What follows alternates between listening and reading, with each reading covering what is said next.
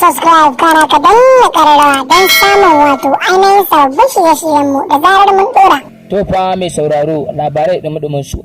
Asirin wannan baiwa Allah ya tonu bayan wani ɓoye-ɓoye da ake yi, to cikakken bidiyon ya fita na tsaraicin wannan baiwa Allah bayan zuwanta a garin Dubai da ta gabatar da wato ainihin birthday ɗinta. Wani zazzafan bidiyon da wanda yake nuna cewa wani saurayi ya ɗora mata kafa kan cinyarta.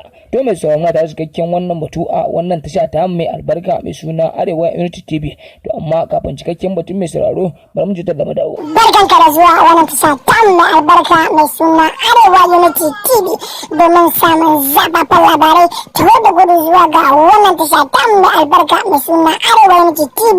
Samu gudu ka zauna ka karkada kunnuwanka, mun gode. Barkanmu da dawowa, barkanmu da mu da ku sake saduwa a cikin wannan rana mai albarka.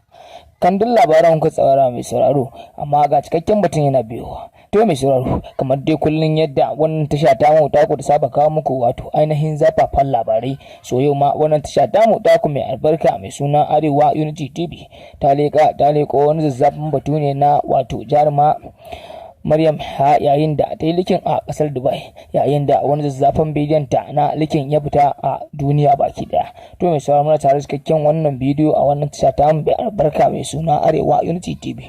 To mai sauraro samu guri ka zauna ka karkada kunnuwanka domin sauraro wannan zababban batutuwan daga wannan tasha ta mu mai albarka.